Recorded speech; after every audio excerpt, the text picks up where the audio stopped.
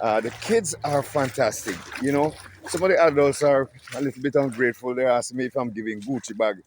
Gucci bag this year, they are crazy. One lady asked me if I'm giving shoes too because her kids not having any shoes. I said to her, so what happened to the papa? I wasn't there when all the sweetness was going on, and you want me now to take care of stuff like that? No, lady. Your kid will get a school bag, school books, school supplies, and refreshments.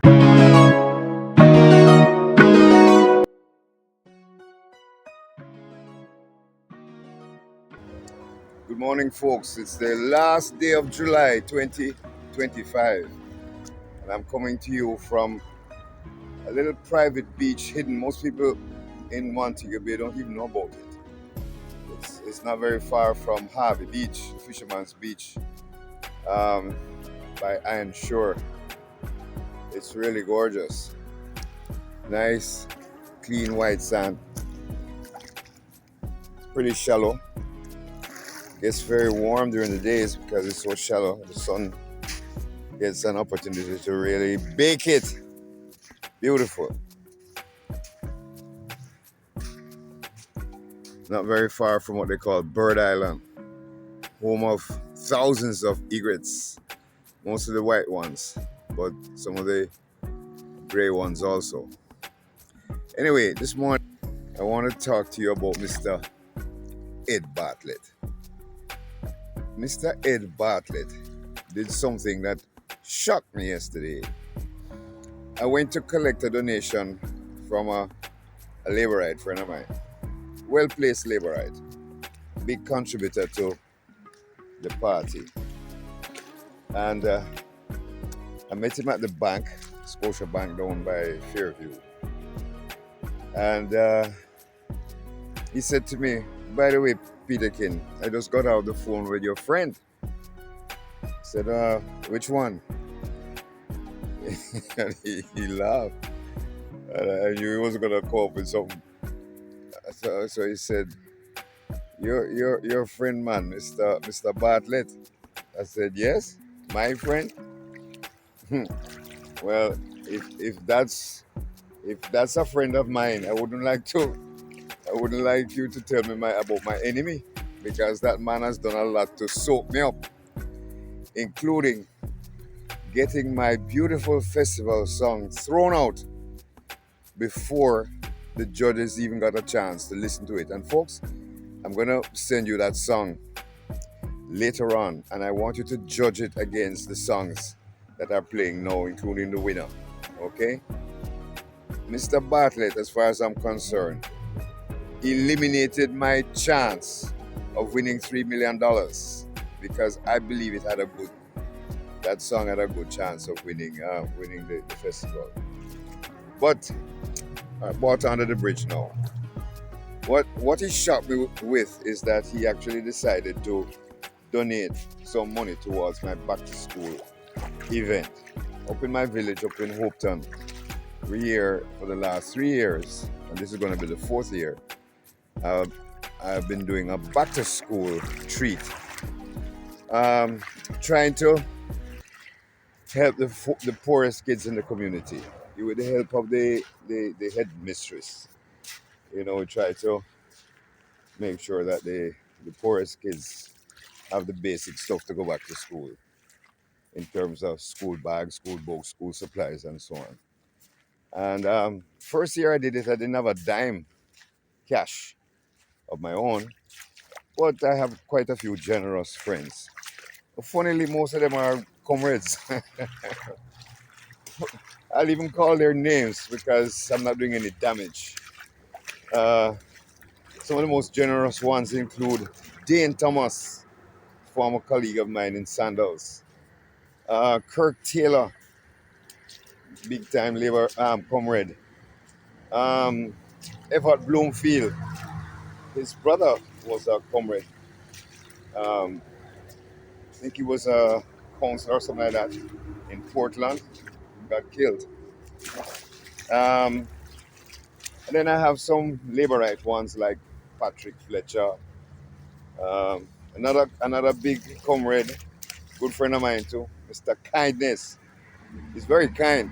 right? And I was able to provide a really uh, good treat for about 60 of the kids. The next year, the same thing. We got up to about 70. Last year, we got up to about 80. And this year, I'm trying to treat the 100 kids. So the first 100 kids that show up, everybody will get a number. You can't actually give them this stuff at the beginning. They'll mess it up, lose it, damage it, whatever. So is to take names and numbers. And after the treat, which will include bounce about, trampoline, magician, fun and games and prizes, and lots of food. Last year I had juicy beef giving me patties. I mean, we had enough patties for many more kids than the ones that showed up, and drinks and so on. This I'm having on top of that a big people party afterwards with Ron Mushet, the number one radio DJ in Jamaica. And well, I sort of helped, you will admit, Ron Mushet. To create him, I actually put him on a radio station that I started when I was at Sandals, Montego Bay, called Radio SMB. The guy was terrific. And they stole him from me. Doxy Russell, who owned Radio Waves at the time. And Ron converted it into Hot 102. And then Carl Young stole him. Carl Young from IRA FM. And then other radio stations stole him too. He ended up doing a stint at Mellow in Montego Bay. And now he's with the Stewart's family again. He's on, what is it? He's on 103 FM, which is called, I'll tell you the name in a minute. But anyway, so I'm having the back to school. I'm trying to get help from my friends. And any of you out there that would like to contribute, you can call me, right? You can sponsor the magician or the bounce about or the trampoline. You can give some food stuff. You can give school bags, school supplies, etc. The kids are fantastic. You know, some of the adults are a little bit ungrateful. They're asking me if I'm giving Gucci bag. Gucci bag this year, they're crazy. One lady asked me if I'm giving shoes to because her kids not having any shoes. I said to her, so what happened to the papa? You know, I wasn't there when all the sweetness was going on, and you want me now to take care of stuff like that? No, lady. Your kid will get a school bag, school books, school supplies, and refreshments. But the papa have to find the rest of the stuff. Anyway, so Mr. Bartlett has contributed $20,000. I appreciate it, and I'm taking it on behalf of the kids. But I would like that man to face me and tell me what I've done him for him to be treating me like that. Now, I know he's angry now because I've lashed out against him. Eventually, after months and months of trying to meet the man to find out why is it that he's done the things he's done to me, right? Got nowhere at all. But maybe this is an opening. So thank you, Mr. Bartlett. Give me some time. I went to your constituency office in Ironshore and tried to make an appointment.